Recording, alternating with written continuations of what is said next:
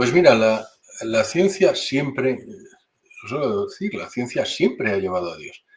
El mito de que la ciencia desdice a Dios es un mito en muchas ocasiones interesado, y además es un mito interesado creado por personas que no son científicas, es un mito que se creó en la Ilustración francesa. Si llego a la conclusión de que el universo se ha creado y por tanto tiene que haber habido una entidad que no sea ni espacial, ni temporal, ni material, que haya creado todo el espacio, la materia y el tiempo, lo más lógico es llegar a pensar que esa entidad, que es una superinteligencia, porque además lo que vemos en la ciencia es que esa entidad, y lo digo así muchas veces al principio del libro, digo, ese algo o alguien es una superinteligencia porque esto tenía que haber ido mal. ¿Cuál es la necesaria consecuencia vital de eso? Dios existe. Y ahora, ¿qué significa para el resto de mi vida? Pues mire, cada uno que diga qué significa para él.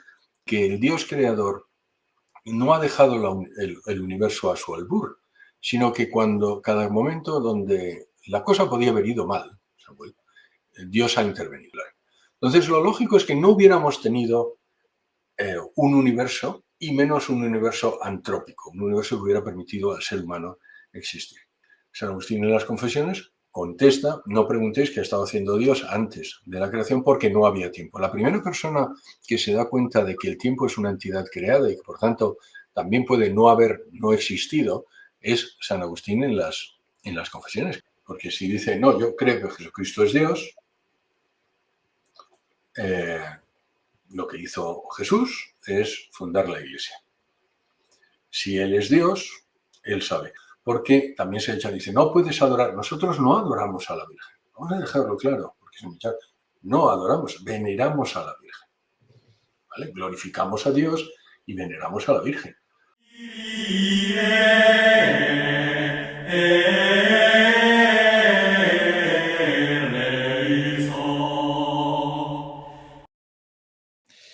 Arriba los corazones, en el nombre del Padre, y del Hijo, y del Espíritu Santo. Amén. Amén. Alabado sea Jesucristo. Sea por siempre bendito y alabado. Muchísimas gracias, don José Carlos, por acompañarnos hoy. Además que estás un poco malito, te agradezco muchísimo el haber venido a este humilde canal. Y hoy pues vamos a explorar un poco diversos temas de fe en los que nos puedes ayudar mucho y también te vamos a conocer un poquito más. Lo cierto es que cualquiera que a raíz de tu bestseller, Nuevas evidencias científicas sobre la existencia de Dios, haya visto un poquito tu currículum, se habrá quedado impresionado, pero a ti te gusta siempre presentarte como marido y como padre. Explícanos un poco más eso. Pues, ¿sabes qué pasa? Que al final lo que te define no es un poco lo que has hecho, sino lo que es la belleza del idioma español es que el ser y estar, ¿sabes? Son dos verbos distintos. En inglés y en otros idiomas no lo es. Entonces, yo he hecho muchas cosas, pero lo que soy soy católico, soy marido de Doris, soy padre de 7 hijos, soy español, eso es lo que soy. Entonces, efectivamente, lo que más me define es eso.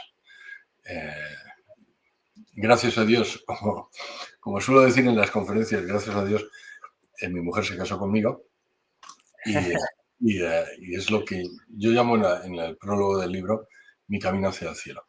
Nos llamamos el uno al otro mi camino hacia el cielo. Y es, bueno, pues la verdad es que y tengo la fortuna de que Dios me ha dado 7 hijos y la verdad es que estoy muy agradecido a Dios por ello primero, pero a mi mujer también, claro.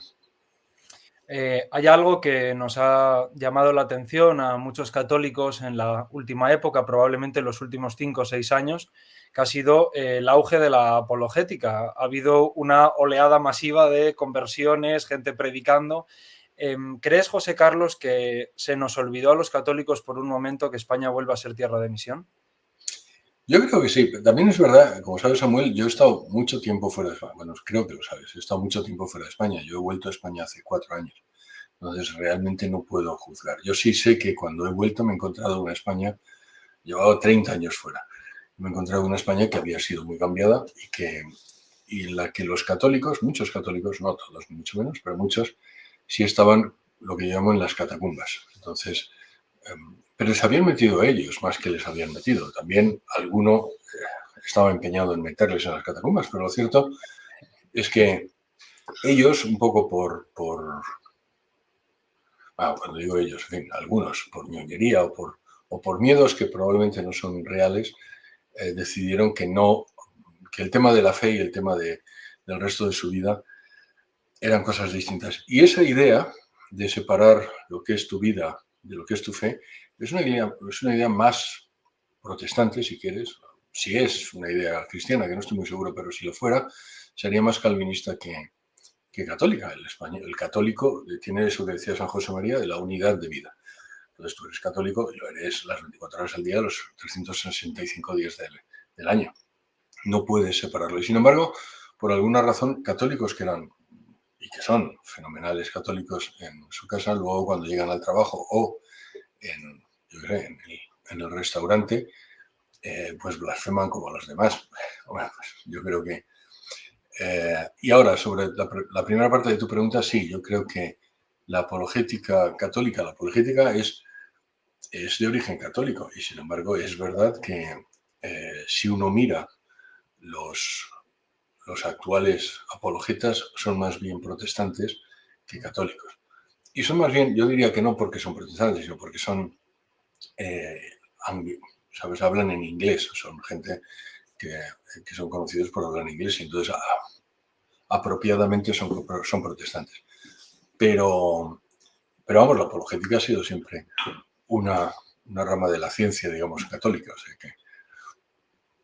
Se está perdiendo un poco y me llama la atención que en estas dos primeras preguntas nos hemos ido por la deriva de la identidad, de quiénes somos, ¿no? En esta sociedad se nos identifica con muchas cosas, precisamente con el trabajo que desempeñamos, con el dinero que tenemos, con nuestra orientación sexual y con muchísimas más cosas. Y es cierto que como cultura veo que hemos perdido un poco la identidad en lo primordial de todo, ¿no? Que somos hijos de Dios. Cuando se pierde de vista eso, pues nos olvidamos un poco de lo importante. Es cierto que la apologética durante muchísimos años ha estado más bien dominada por el mundo protestante. Es algo que llama bastante la atención. Parece que nos hemos olvidado un poco, ¿no? Bueno, España es católica y entonces pues vamos a dejar que la gente ya sabe. Y aquí sí voy a entrar un poco más en tu tema de especialidad, que es la cuestión esta de que digamos que yo creo que hay mucha gente, muchísima, sobre todo en los países mediterráneos, que sí se considera católica, no niega la existencia de Dios, pero hay una cierta acedia, una cierta vagancia a la práctica religiosa que se excusa con la duda, ¿no? Se entra en una especie de agnosticismo vital en el que, bueno, yo soy católico, creo en Dios, pero todas esas cosas tampoco las entiendo y además la ciencia parece que contradice la fe, ¿no? Entonces, en esta relación entre fe y ciencia, que en la historia de la Iglesia siempre se ha estudiado muchísimo, ¿qué es lo que podemos o tenemos que decir los católicos a día de hoy? Pues mira, la ciencia siempre, lo suelo decir, la ciencia siempre ha llevado a Dios. El mito de que la ciencia desdice a Dios es un mito en muchas ocasiones interesado. Además es un mito interesado creado por personas que no son científicas. Es un mito que se creó en la Ilustración francesa por personas que eran escritores, intelectuales, si se puede llamar intelectuales o pensadores. Ninguno de ellos era científico.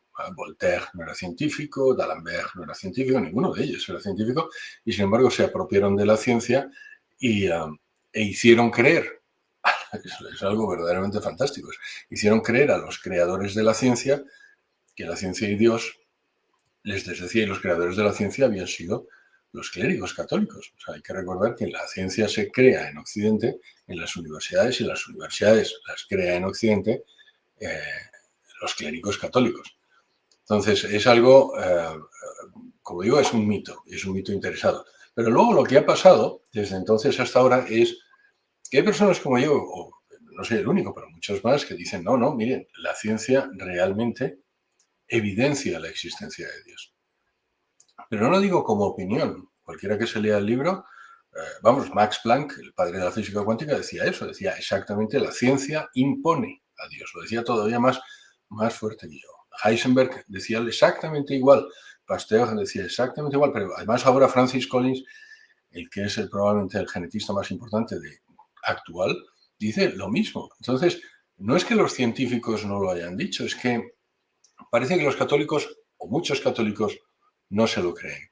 E incluso, y sobre todo, científicos católicos. ¿Y qué es? He pensado sobre esto, Samuel, ¿por qué es esto? Fíjate, por una forma de pensar, una forma psicológica de pensar. Si yo te dijera, voy a tener que dar una conferencia en Crevillente, si Dios quiere, dentro de, pues no sé, un par de meses, entonces me habían estado llamando, entonces, yo no sabía dónde estaba Crevillente, pero que me perdonen todas las personas de Crevillente, ¿no?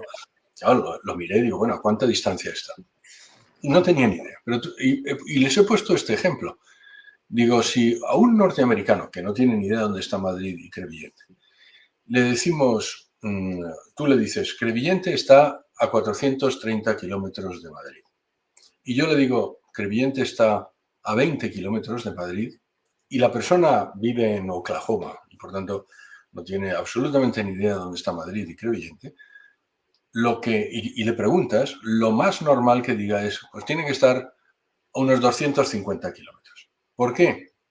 Porque su objetivo cuando contesta una pregunta que ignora completamente es errar lo menos posible. Entonces tú le has dicho 430, yo he dicho 20, 450, bueno, pues la mitad, 225. Y eso es lo que hacemos normalmente, es lo que yo llamo la falacia del punto medio. Es decir, no sabemos nada, pero para equivocarnos lo menos posible, elegimos el punto medio. Lo cierto es que está a 431 kilómetros. O sea, tú tienes razón, yo no. ¿Qué es lo que ha pasado? Que la persona que lo ignoraba se ha quedado en el punto medio. ¿Por qué pongo este ejemplo? Porque hay personas que dicen Dios y la ciencia desdice a Dios. Y hay otras personas, más, si quieres, más modernas, más actual, dicen, no, la ciencia impone a Dios. Entonces, ¿qué hace la persona? Pues ni la impone ni la deja de imponer, como que en medio, ni sí ni no. Y esa es la falacia del punto medio. Lo cierto es que la ciencia impone a Dios. Entonces, lo que está pasando es un mecanismo psicológico, no es un mecanismo intelectual. No es que conozcan la respuesta y por tanto digan, no, la ciencia ni dice ni desdice a Dios. Las personas que suelen decir eso no saben los datos, sino simplemente están intentando mediar, si quieres, entre dos posturas antagónicas. Por si acaso hacía falta también alguna, y esto lo digo porque también he tenido que discutir esto con científicos católicos, el Catecismo de la Iglesia Católica, en el número 36 del Catecismo de la Iglesia Católica, dice que la ciencia, que se puede llegar a Dios a través de la ciencia. Literalmente dice, se puede llegar al conocimiento cierto de la existencia de Dios mediante la observación de la naturaleza y la razón, que es exactamente la ciencia. Es decir, por un lado, lo dice el Catecismo de la Iglesia Católica, lo dijeron también en el Concilio Vaticano I. Lo dicen los científicos que están más cercanos, si quieres, a la ciencia moderna. Lo dicen las evidencias. ¿Por qué entonces hay personas que se resisten a eso? Pues ya te digo, hay personas que se resisten. Unos, si son ateos, pues porque les pone en mal lugar, pero las personas católicas o creyentes que se resisten a esta evidencia es, yo creo que por no crear follón, ¿sabes? Vamos a dejar la fiesta en paz. Unos dicen que sí, unos dicen que no, bueno, pues no sé si será que sí o que no, pues por la mitad. Esa es una de las observaciones que me he dado cuenta, es que muchas personas, su objetivo en la vida había una herejía antigua que se llamaba el irenismo, que es intentar que haya paz, por encima de todo que haya paz. Y la paz es un bien y se debe buscar, pero no por encima de todo. Entonces, la verdad está por encima de la paz. De hecho, el irenismo es una de las herejías antiguas que están reviviendo, un poco dentro del marco también de la praxis protestante, pero se está introduciendo en la Iglesia. a día de hoy parece que uno no puede ser crítico con absolutamente nada porque es un cismático y no quiere la comunión con la Iglesia y demás. Pero bueno, en la Iglesia siempre ha habido problemas, esto no es de ahora, y siempre ha habido santos que han sabido señalarlos con una corrección fraterna, ¿no? Y respetuosa siempre. Luego estaría el otro extremo, ¿no? Luego estaría el de las personas cientificistas. Es decir, la base epistemológica es el método científico y, digamos, hay una negación de la filosofía y, por lo tanto, en todo caso, al conocimiento se puede llegar a través de la prueba y el error, la demostración y la replicación y demás, pero no a través del puro razonamiento. Surge de ámbitos ateos. Y es cuando ya la gente ha llegado al ateísmo, entonces lo que está intentando es todo aquello es, si quieres, es un previo al materialismo. Lo único que existe es la materia y, por tanto, lo único que existe es el conocimiento de la materia.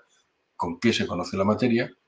Con la ciencia, y, por tanto, lo único que existe es el conocimiento científico. Eso lo vemos ahora en el señor Dawkins, lo vemos en su día, con el señor Hitchens, y lo vimos en su día con Anthony Flew. Eso es un error de base. O sea, lo que existe no es solo la materia. Eso, además, lo vemos todos los días. Prácticamente las cosas más importantes no son materiales. Yo le diría a alguien que me dijera qué de material es el amor. Si usted tiene amor a su hijo, o a su padre, o a su cónyuge, eso no es material. Necesariamente no es material. Y es probablemente lo más importante que usted tiene. Por supuesto que existe el conocimiento de la materia y por supuesto que existe la materia, pero un reduccionismo de ese tipo, si quieres, yo creo que está abocado a cualquier... Ahora, la ciencia que sabe que la materia tuvo un momento de principio, es decir, constantemente estoy repitiendo esto, el universo tuvo un momento de principio hace 13.700 millones de años. Sabemos ahora con completa seguridad que toda la materia fue creada en un momento. La materia, el tiempo y el espacio, con lo cual existen realidades, necesariamente tienen que existir realidades que no sean materiales, espaciales y temporales, porque hubo un momento, para hablar de una forma, realmente no hubo un momento porque no había tiempo, pero hubo un momento, si quieres, donde no existía ni el tiempo, ni el espacio, ni la materia. Cuando digo esto, y luego me he encontrado algunas personas que intentan revolverse contra ello y dicen, no, porque realmente el Big Bang, este señor se refiere a mí, dice, este señor no está hablando de la singularidad, no está hablando del vacío cuántico, todo eso, no nos dejemos engañar, todo eso viene después del Big Bang. La singularidad, es decir, el momento donde las leyes de la física no predican, si quieres, es después de ese momento de, vamos a llamarlo, de creación. Entonces, lo que sí sabemos completamente fuera de toda duda es que hubo un momento en que el universo no estuvo. No se lo vimos solo por el Big Bang, que es insisto, forma parte del modelo cosmológico estándar y que además está tan comprobado, si quieres, como la teoría de la relatividad. Es que se ha comprobado tanto teóricamente como físicamente. O sea, el satélite WMAP, que volvió a la Tierra en el año 2014, comprobó que el tiempo del universo son esos 13.751 millones de años, más o menos un 1%, que es, curiosamente, el mismo tiempo que calculó el padre Lemaitre. Hay que recordar que el primer cosmólogo que habló del Big Bang fue un sacerdote católico. Bueno, pues el padre Lemaitre dice 13.700 millones de años y en el año 2014 dicen 13.751 millones de años. Pero por si acaso fuera poco, de forma teórica, hay un teorema que se llama el teorema de Borde-Villain-Kinnigood del año 2014 también, 2015, que se llama el teorema del límite del tiempo pasado, que viene a demostrar que necesariamente en cualquier universo o multiverso donde la constante de Hubble-Lemaitre fuera mayor que cero, es decir, en nuestro universo, tiene que haber habido un principio. Incluso si hubiera habido universos que rebotan, que sabemos que no es posible, ¿vale? Lo explico en el libro porque eso es, si quieres, algo más técnico, pero necesariamente ha tenido que haber un principio. Desde el punto de vista de las matemáticas, hay otro señor que se llama Hilbert, a principios del siglo XX, donde demuestra la negación de los infinitos actuales. El universo que no hubiera tenido principio hubiera sido un infinito actual, y él demuestra, desde el punto de vista de la matemática, que tal cosa no es posible. Entonces, dejémonos de marear la perdiz, como dicen los castizos, y aceptemos el hecho de que el universo tuvo un principio. Y esta frase que acabo de decir es exactamente de Vilenkin. Aceptemos el hecho de ya no nos podemos esconder, el universo tuvo un principio. Y dice eso porque él está hablando a todos esos otros científicos que han estado buscando una escape para que el Big Bang no sea cierto. Y es interesante también esta forma de pensar, esta psicología. Los científicos, los cosmólogos, los físicos, se han encontrado de bruces con el hecho de que el universo tiene un principio. Y como la consecuencia natural de eso, Samuel, es si el universo tiene un principio, tiene que haber otra entidad que no es ni material, ni temporal, ni espacial, es decir, eso que nosotros llamamos Dios. Y como eso es una conclusión que no estoy dispuesto a aceptar, voy a buscar cualquier otra a efectos de no aceptar lo que la evidencia me está poniendo delante. Esa forma de pensar es fundamentalmente acientífica y es deshonesta, porque es cuando llego a una conclusión, si la conclusión no me gusta, lo chequeo y no me gusta, y es verdad y no me gusta, lo acepto. Y cambio lo que tenga que cambiar del resto de mis concepciones a efecto de hacerlo cuadrar con aquello que ya está demostrado. Cuando una persona se da de bruces con una realidad que no le gusta y no cambia lo que tendría que cambiar para amoldarla, lo que está haciendo es lo que yo llamo la tendencia Titanic, que es, hay un iceberg, hay un iceberg, para decirlo en español, un iceberg enfrente de mí, lo estoy viendo en el sonar, pero no puede ser. No puede ser. Y lo que haces es, el iceberg no se aparta, tú te chocas y te hundes. Entonces, lo lógico, lo inteligente es, si llego a la conclusión de que el universo se ha creado y por tanto tiene que haber habido una entidad que no sea ni espacial, ni temporal, ni material, que haya creado todo el espacio, la materia y el tiempo, lo más lógico es llegar a pensar que esa entidad, que es una superinteligencia, porque además lo que vemos en la ciencia es que esa entidad, y lo digo así muchas veces al principio del libro, digo, ese algo o alguien es una superinteligencia porque esto tenía que haber ido mal. ¿Cuál es la necesaria consecuencia vital de eso? Dios existe. Y ahora, ¿qué significa para el resto de mi vida? Pues mire, cada uno que diga qué significa para él. Uno de mis héroes, en el libro lo menciono, es Antony Flew. Antony Flew era el ateo más importante, si quieres, del siglo XX, y el año 2004 él se convierte en teísta, no se convierte en cristiano, y que yo sepa no se bautizó. A lo mejor sí, pero no. Pero lo cierto es que él llega y dice, mira, yo he ido a donde la verdad me ha llevado, y la verdad me ha llevado a que Dios necesariamente existe. ¿Y cuáles son los dos hechos o los dos puntos que hacen que él cambie? Pues uno es precisamente el Big Bang, es decir, la conciencia clara y distinta, si quieres, de que necesariamente hubo un principio en el universo. Y lo segundo es el genoma humano, el hecho de que el ADN del ser humano también demuestra que es un lenguaje y detrás de un lenguaje ha tenido que haber una inteligencia. Entonces esos dos hechos, de hecho él dice, las pruebas más contundentes de la existencia de Dios vienen de la ciencia, dice él. Lo dice en el año 2004 cuando después de 50 años de haber sido ateo, dice, bueno, pues tiro toda mi vida a la basura porque he descubierto que estaba equivocado. Eso es un enorme valor moral. De mucha honestidad. Muchísima. Y yo me quito el sombrero, por mucho que este señor pues no fuera cristiano y por mucho que esos otros primeros 50 años pues probablemente hiciera daño a muchas personas. Pero la diferencia, por ejemplo, es Dawkins. Dawkins, que tenía al señor Antony Flew como su icono, cuando Antony Flew escribe el libro de Dios sí existe, y el subtítulo es Cómo el ateo más relevante del mundo cambió de opinión, Dawkins se rebela contra él, dice cualquier tipo de mentiras, algo que es verdaderamente sorprendente. Lo de Dawkins es para ponerlo a comer aparte, ¿eh? Porque es increíble. Dawkins son de un monólogo de stand-up comedy, o sea, es una cosa que no... Vamos. Sí, pero dice, no ha escrito él el libro. Entonces tiene que salir Anthony Flew y dice, oiga, que sí lo he escrito. Ah, es que está gaga, está chocho, está mayor.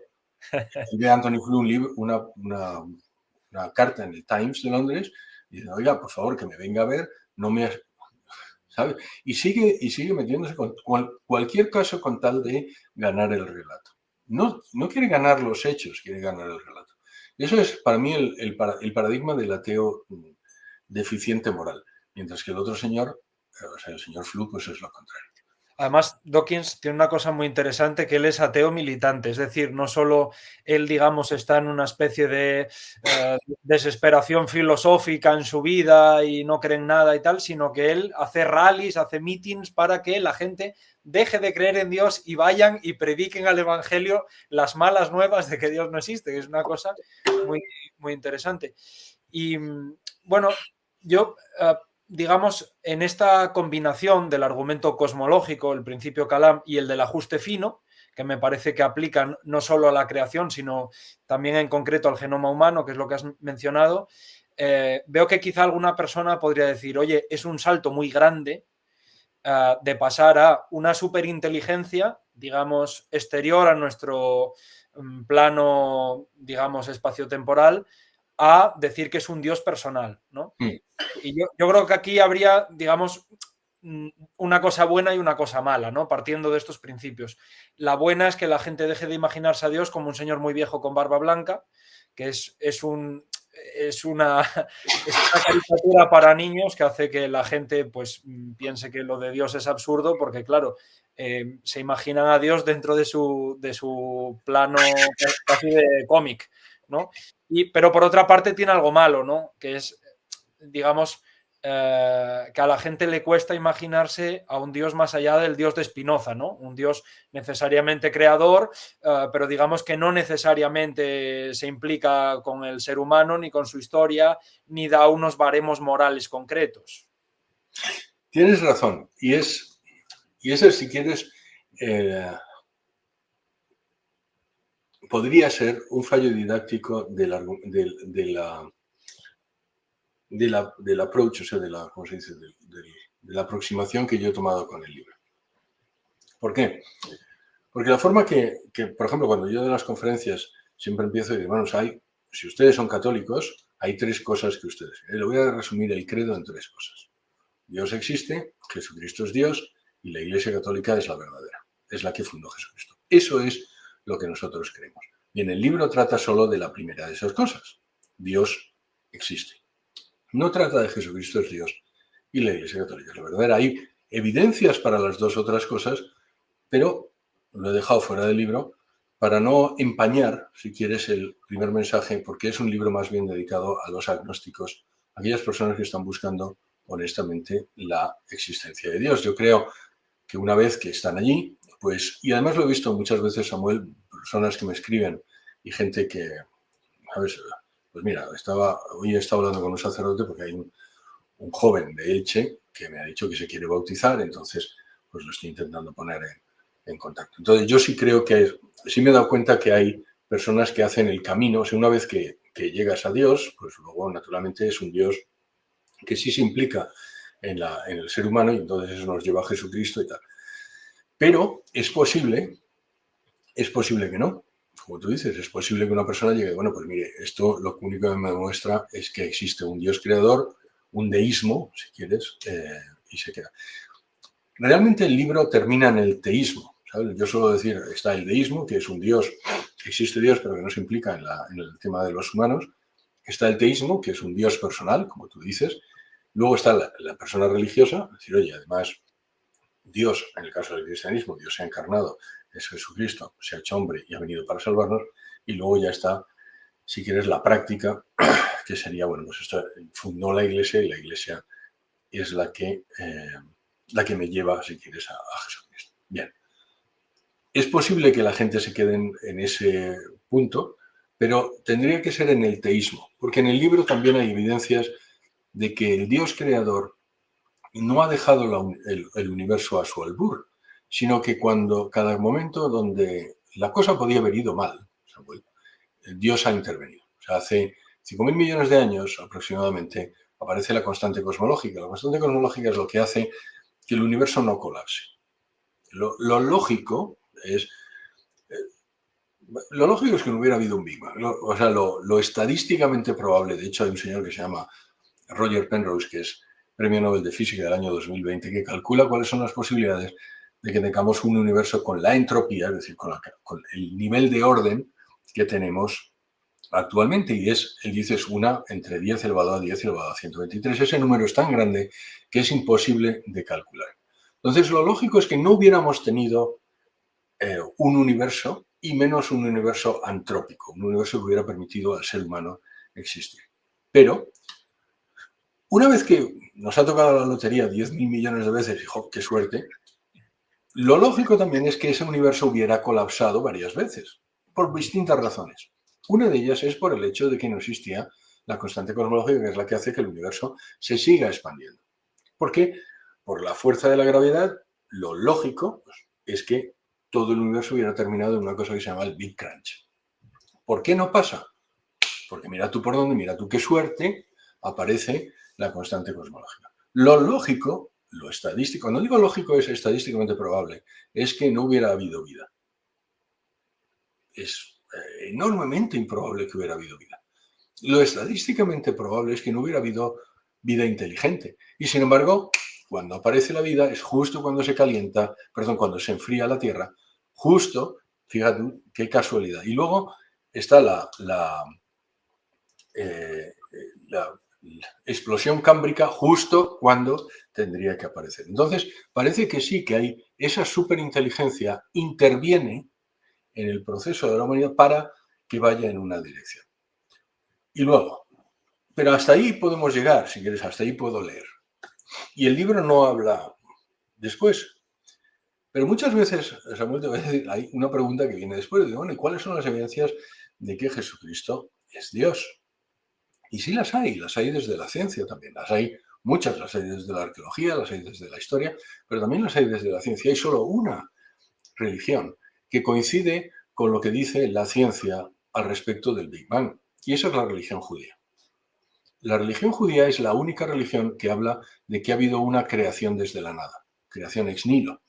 El paganismo, las religiones orientales son más consistentes con eso que llamamos el universo en estado estacionario, es decir, un universo que no hubiera tenido un principio y no tendría final.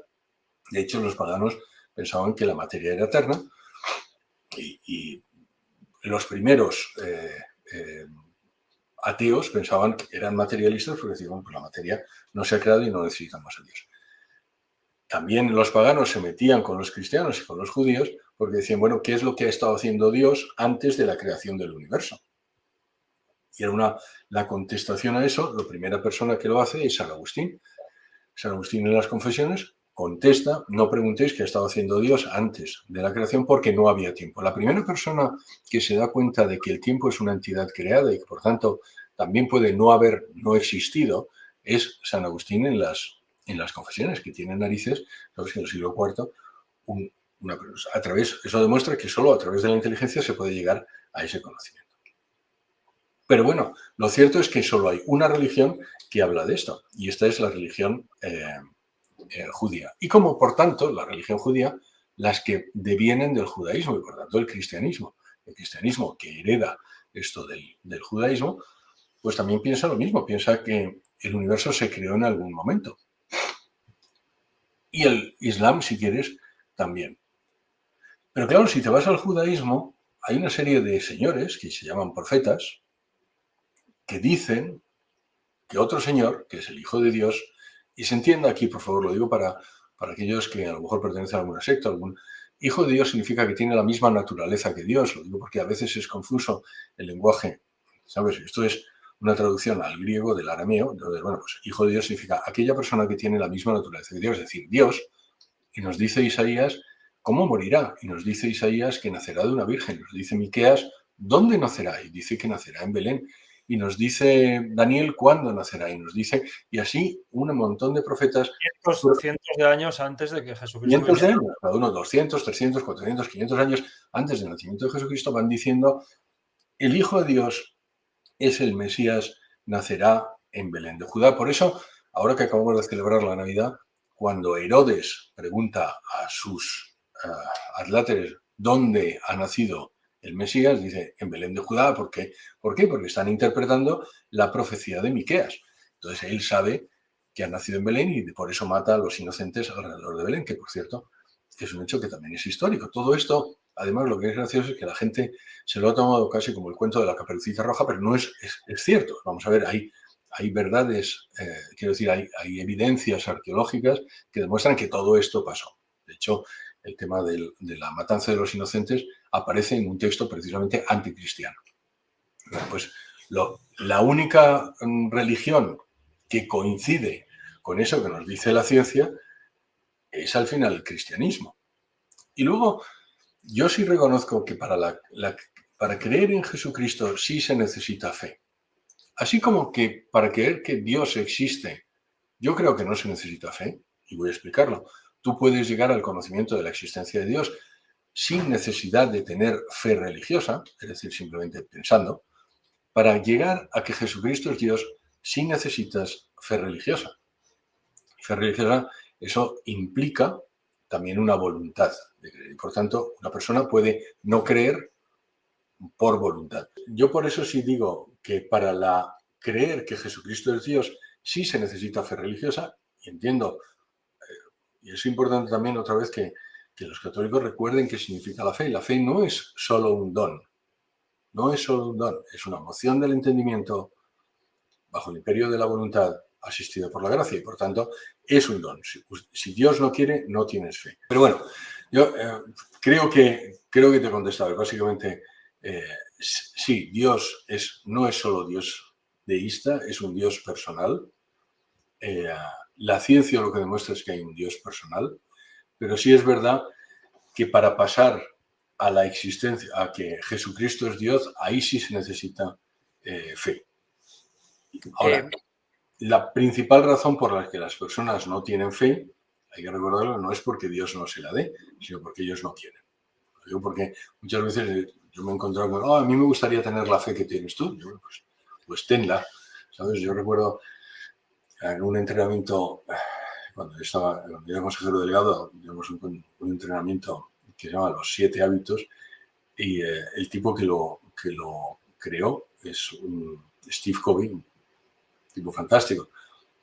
Él era mormón, pero vamos, un tipo fantástico. Y una de las cosas que decía es, los verbos están para conjugarse.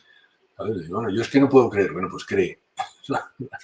Yo es que no quiero a mi mujer. Bueno, pues quiérela, ¿no? Porque el verbo querer es volitivo.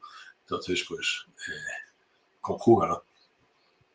Los amigos de este canal ya se habrán dado cuenta a estas alturas que yo soy un friki total de la liturgia. ¿Consideras que podamos estar convirtiendo a los fieles en fideístas en lugar de en creyentes? Lo digo en el contexto de que hay personas, quizás con un approach, como tú decías, más intelectual, que podrían acercarse a la Iglesia eventualmente, pero que quizás a veces no lo hacen porque parece que para practicar la fe en muchos sitios uno tiene que vivir la fe de forma absolutamente emocionalista, ¿no? Y parece que si no lloras, no tocas la guitarra, no te emocionas muchísimo, no, digamos, tienes experiencias, ¿no?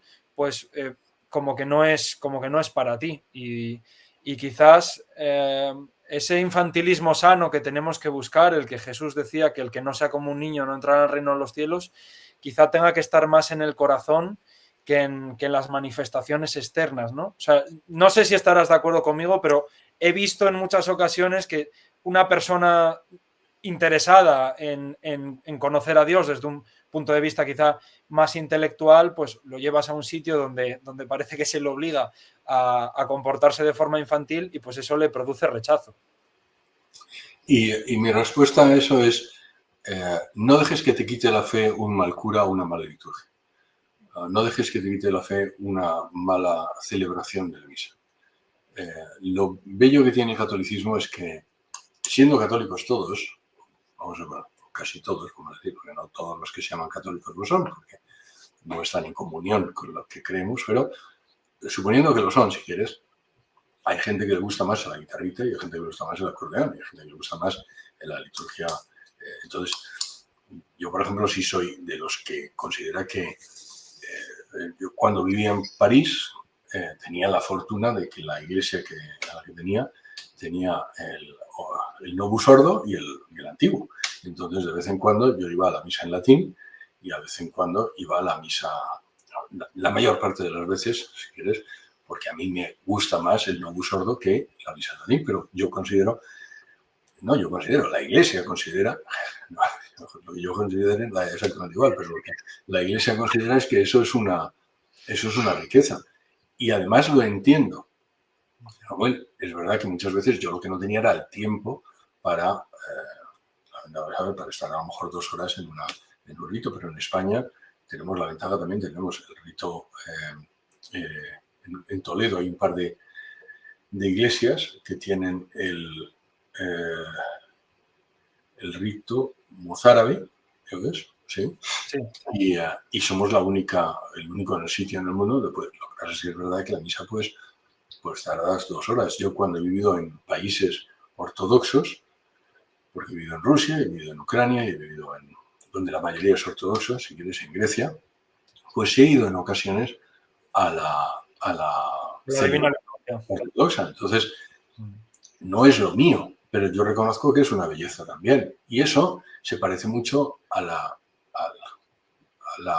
rito oriental católico. O sea, realmente es casi como un huevo y un huevo. O sea, el sacerdote se pone detrás del iconostasio, tú no ves cuando consagra. Nada de eso es sustancial. Por supuesto que es todo lo que significa, sí lo es. Pero lo que estoy intentando decir es que si una persona que se está acercando a la iglesia y es, como tú dices, por ejemplo, muy intelectual y lo que le gusta de la iglesia, por ejemplo, a mí, es la concordancia de todo. Cómo no es imposible que esto lo haya definido una mente o varias mentes o miles de mentes humanas, porque es necesariamente divino. Todo encaja absolutamente perfecto. Y es de una belleza intelectual mórbida casi. Es algo... Y luego vas y efectivamente pues hay, perdonen la señora, pero 2 señoras cantando mal. Pues oiga, no vaya allí, ¿sabes? Mi consejo es, no vaya allí, busca una iglesia donde se celebre la Eucaristía de una forma que a usted no le aleje de la fe, porque lo objetivo de la liturgia es acercarte, no alejarte. Y como en la Iglesia Católica tenemos eso, porque es verdad que dentro de la Iglesia Católica hay un movimiento carismático, por ejemplo, que es muy sentimental, es perfectamente católico, es gente que es, hasta donde yo sé, profundamente ortodoxa en su catolicismo. Ahora bien, lo viven de una forma. Yo he estado en alguna oración de misericordia que se llaman, ¿sabes? Donde ponen las manos y he estado en algunos Arde Complutum que se celebra aquí en la diócesis de Alcalá, donde salía, bueno, no es lo mío, Samuel, pero yo he estado durante un verano con ellos y me parece espectacular la fe con la que la gente lo vive y la fe que tienen y además lo mucho que les acerca a Dios.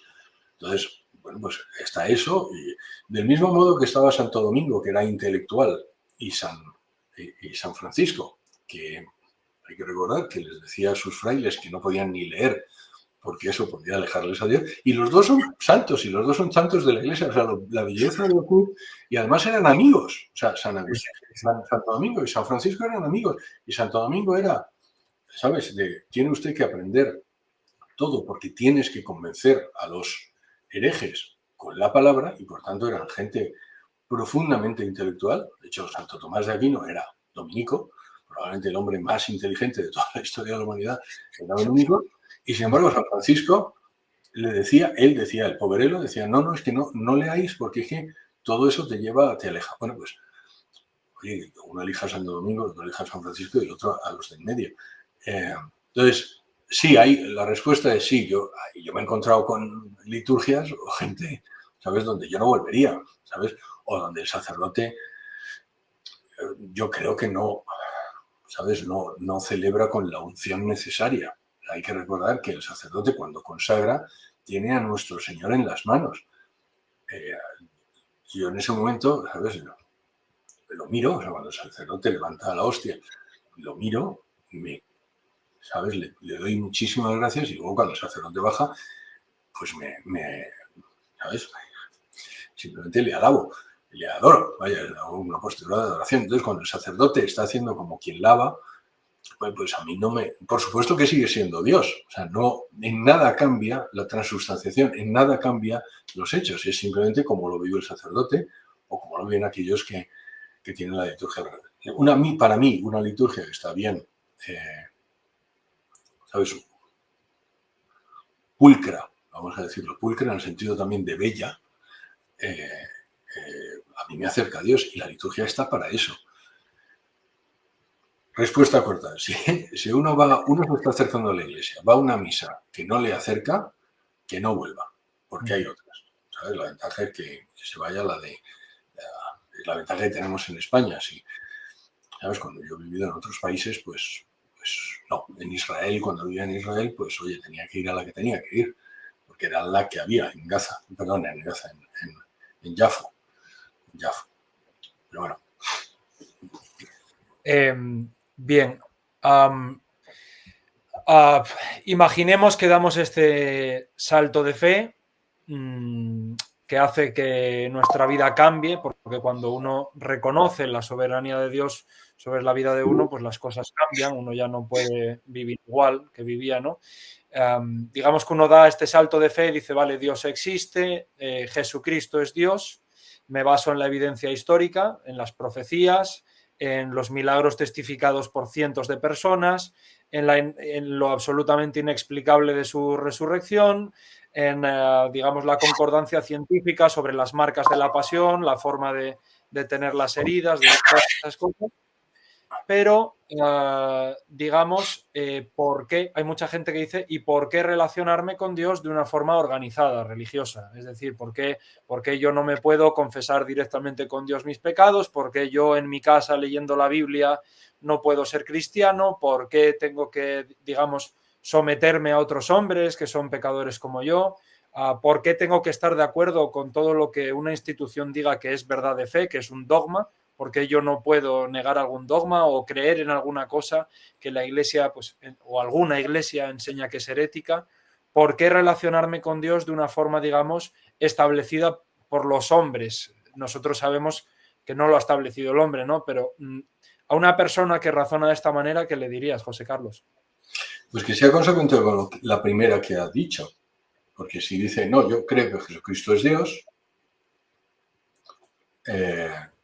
lo que hizo Jesús es fundar la iglesia. Si Él es Dios, Él sabe. Una de las cosas, yo creo que la cosa que más nos aleja de Dios, Samuel, es la soberbia. El creer que nosotros sabemos más. Y lo cierto es que no sabemos más. Nadie sabe más de nada. Eso es lo que quiero. Da igual ¿sabes? Lo inteligente o conocedor que seas de cualquier cosa. El someterse a la posibilidad de que alguien sabe más y que yo no lo entiendo todo, pero acabaré entendiéndolo. Cosa que nos ha pasado a todos los que somos católicos. Ha habido algún momento en que, bueno, esto no lo entiendo. Y luego pasas 2 pasos más allá y dices, jo, menos mal que ahora lo entiendo. Eso que decía Chesterton, decir, no, mira, la iglesia, el mundo es un laberinto. Entonces, tienes que ir por los caminos del laberinto. Y hay unos laberintos, imagínate, aquellos laberintos de seto, donde abres una puerta y te caes a un terraplén, o donde sigues por un camino pero que no va a ninguna parte. La iglesia ha transitado esos laberintos. Lo ha transitado ya y te dice, pues mira, no, el docetismo es una herejía. ¿Por qué? Porque no lleva a ningún sitio. Fíjate lo que ha hecho. Pues no, mira, el arrianismo es una... Y fíjate a dónde ha llegado. Entonces, la iglesia lo que está intentando es ser eso, madre y maestra. ¿Por qué? Porque ya ha transitado por esos caminos. Pero la primera respuesta es, si quieres, la más válida, es Jesucristo, que es Dios. Si has llegado a la conclusión de que Jesucristo es Dios, Jesucristo, que es Dios, fundó una iglesia, el hijo de Pedro, y tú eres la cabeza de la iglesia. Y sobre esta piedra edificaré mi iglesia. Y él ha querido que haya una iglesia militante y haya una iglesia real de personas de carne y hueso que, como tú has dicho, somos falibles todos, ¿sabes? Desde el Papa hasta más abajo, y somos hechos de miseria, si quieres, todos. Y lo digo, cuando digo todos, por supuesto que me incluyo todos, pero ha dicho, no, pero la Iglesia no se va a equivocar. Este sí, aquel cardenal también, y el cura, y por mucho que tengan buenísima intención, se pueden equivocar, pero la Iglesia no. Y para eso, estar cerca de la Iglesia, porque allí os salvaré de los lobos. Y eso es lo que ha dicho Jesucristo. Entonces, lo que yo contaría, si usted sea simplemente orgánicamente de acuerdo con lo que, su premisa. Jesucristo es Dios, Jesucristo funda la Iglesia. ¿Cuál es la Iglesia que funda Jesucristo? Desde el punto de vista histórico, no cabe la menor duda. Lo siento por mis amigos de las iglesias separadas, no cabe ninguna duda de que lo que nosotros creemos en la Iglesia Católica es aquello que creían los primeros cristianos. Ya, el otro día me decía Sánchez que te gustaba la patrística. San Justino, mártir, en el año 150, el otro día estaba leyendo las apologéticas de San Agustín, cosas que uno hace porque estoy escribiendo otro libro, entonces no es que me dé por... No, me aburro, voy a leer a San Agustín. Pero vamos, es una cosa, ¿verdad?, que además es muy bonito, pero muy bonito, ¿por qué?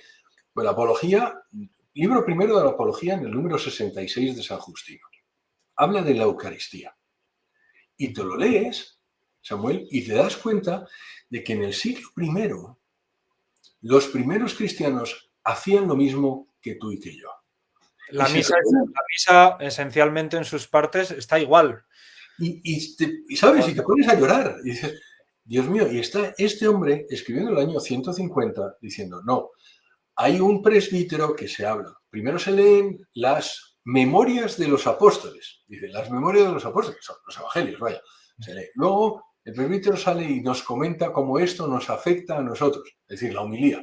Y luego está la Eucaristía. Y dice él, como nuestro Señor dijo, él se convierte, nosotros creemos en la transubstanciación. No dice transubstanciación, pero vamos, básicamente que se convierte en el cuerpo y la sangre.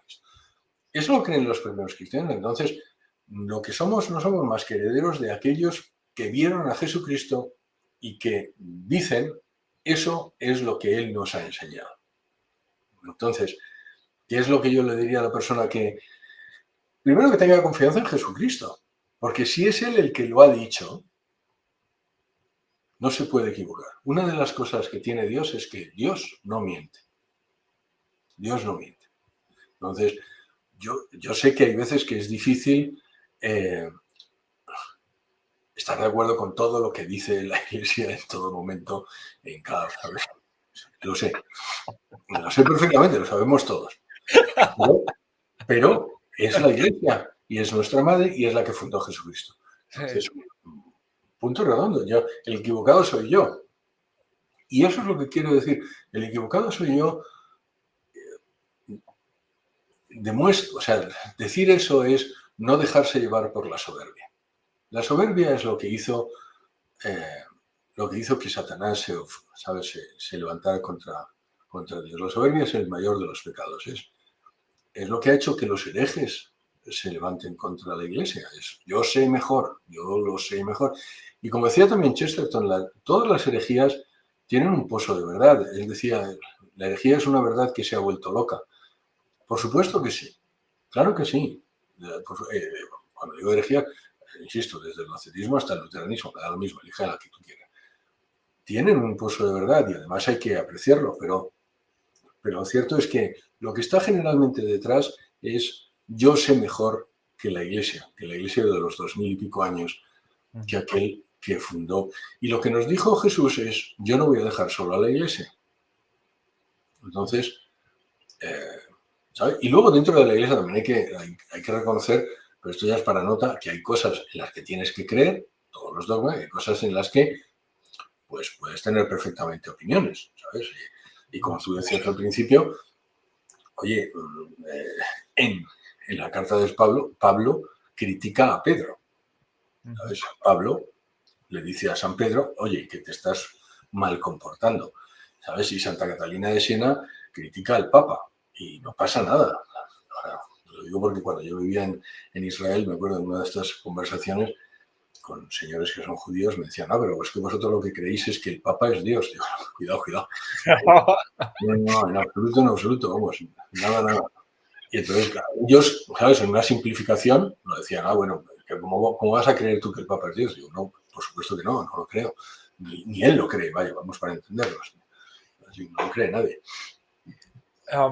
Quisiera hacerte otra pregunta, un poco en relación a tu vivencia de fe. Imagino que eres católico de siempre. Y me gustaría preguntarte si has vivido la noche oscura del alma, que diría Santa Teresa. Si has tenido una época en la que has dicho, las piezas no me encajan, o digamos, en tu vida, algún evento que haya sido sustancialmente revelador para ti y que te haya unido más estrechamente al Señor. Pues mira, no, tienes razón, mis padres eran católicos por la gracia de Dios, como decía. Entonces me bautizaron católico y he sido católico toda mi vida. Y era católico practicante, pero de los de, ¿sabes? De los de chaqueta. O sea, la chaqueta me la pongo el domingo y me la quito el lunes. Y entonces ya. No he vivido la noche oscura del alma en el sentido de que no he dejado de creer que Jesucristo es Dios. Yo creo que en ningún momento de mi vida, gracias a Dios, no he dejado de creer que la Iglesia Católica es la verdad, no he dejado de rezarle a la Virgen, que esa es otra de las cosas que es bellísimo en el catolicismo. Iremos a ese punto, Algo que nunca, gracias a Dios, pero por supuesto que sí, como todas las vidas. Yo tenía un amigo psiquiatra que decía, José Carlos, no hay ninguna vida que sea una comedia, ni ninguna vida que sea una tragedia. Todos somos dramas, hay momentos buenos y malos, y todas las vidas han tenido momentos más difíciles y menos difíciles. La mía, como todas, y probablemente quizá más que todas porque he vivido en muchos sitios, y, ¿sabes?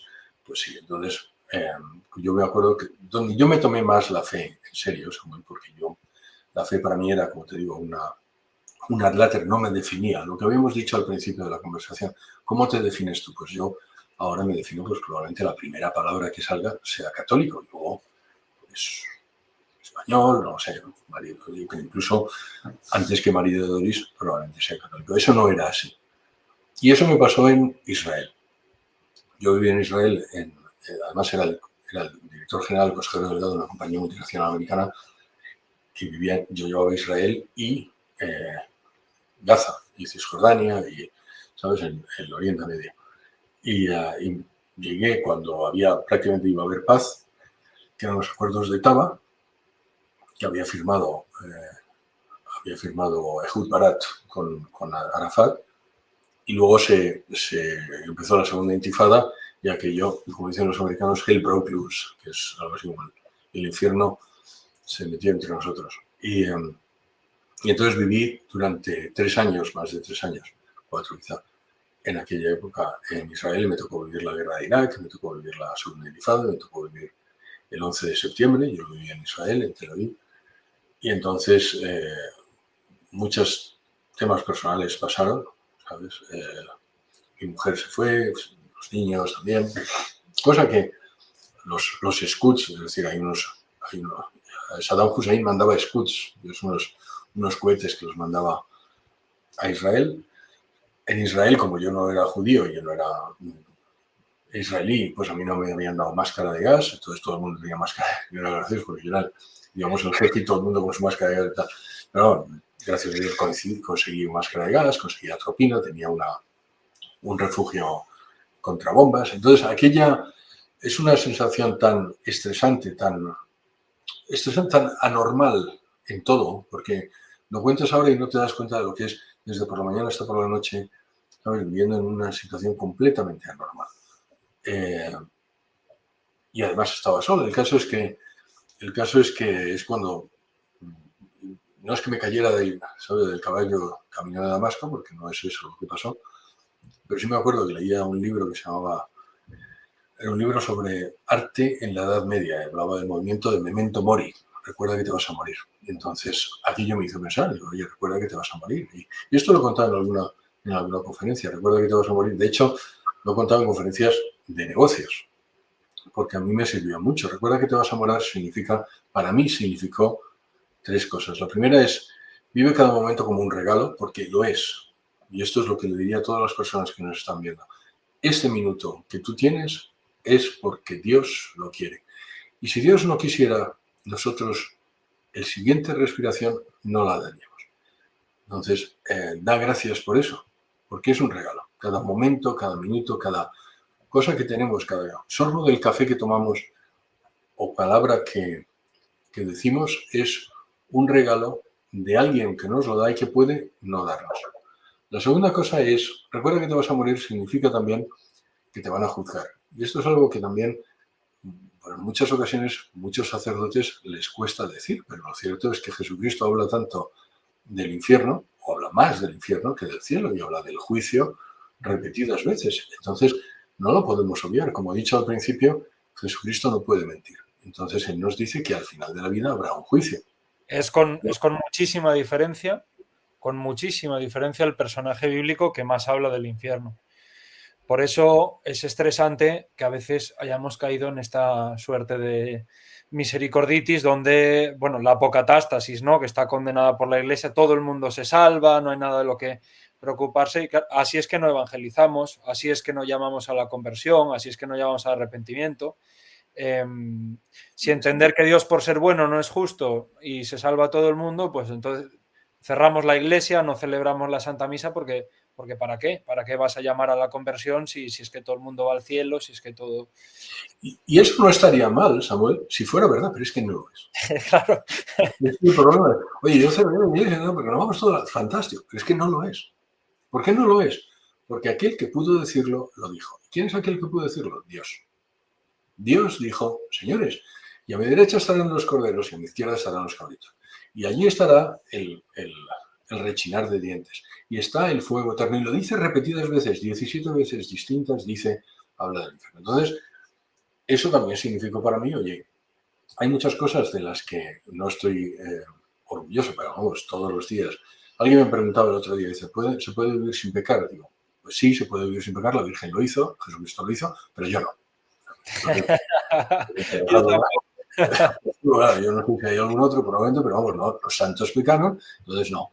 Entonces, ahora, dicho eso, yo lo miro con confianza. Quiero decir, oye, yo sí espero que la misericordia de Dios pues venga a suplir aquello que yo no he hecho. Y luego la tercera cosa de recuerda que te vas a morir, del momento morir, es deja un legado. Y esas son las 3 cosas. O sea, recuerda que te vas a morir significa da gracias por cada momento que vives, significa recuerda que te van a juzgar y luego deja un legado. La razón por la que yo estoy haciendo este podcast contigo es esta última. Es decir, oye, que cuando yo haya pasado de esta vida, algunas personas hayan sido mejores o más felices o hayan ganado el cielo gracias a mí. Gracias a mí, gracias al Espíritu Santo, utilizándome a mí. Eso es el objetivo. Y que dejes el mundo un poquito mejor. Con tus hijos, con tus hermanos, con tu mujer. Y no es buenismo, ¿sabes? No, tenemos la posibilidad de hacer el bien y de hacer el mal. Y que delante de cada tesitura elijas hacerlo mejor y no hacerlo peor. Eso es lo que, para contestar tu pregunta original, lo que me hizo cambiar, pero poco a poco. ¿Sabes? Yo te digo, pasó en Israel y además lo tengo muy claro que es en aquella época donde a mí, ¿sabes? Me di cuenta que mi vida no estaba de todo alineada con lo que yo creía y entonces la alineé, simplemente. Entonces seguí siendo, ¿sabes? Seguí ascendiendo dentro de la empresa, fui vicepresidente, luego fui presidente, estuve en el este de Europa, luego en Alemania, luego en Francia, porque eso también me gusta decirlo.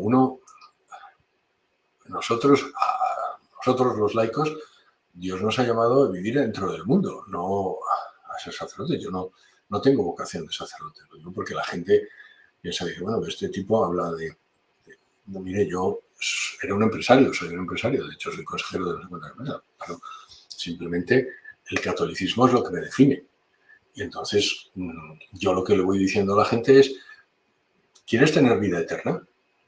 Porque eso es lo que define lo que dice Jesucristo. lo que distingue el cristianismo, distingue muchas cosas, pero una de las cosas que distingue el cristianismo de todas las otras religiones es que Jesucristo no te dice, te voy a hacer más sabio, como podría hacer Buda. Te voy a dar una iluminación.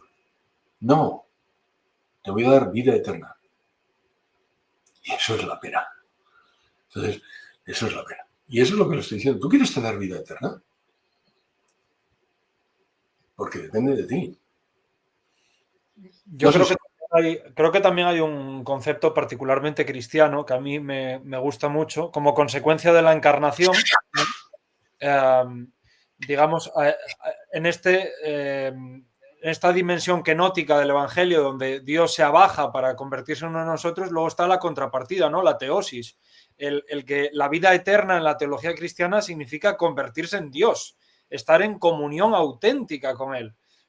Digamos, el amor de Dios no se ve manifestado únicamente en su sacrificio, sino que en el plan de salvación lo que Él nos ofrece es la verdadera comunión literal con Él, estar en Él. Esto, por ejemplo, la teología islámica es totalmente al contrario. O sea, es un Dios que otea, no lo ves ni aunque estés en el cielo y, digamos, siendo su esclavo, pues a lo mejor se apiada de ti y te permite darte a todas tus perversiones en el Jannah, ¿no?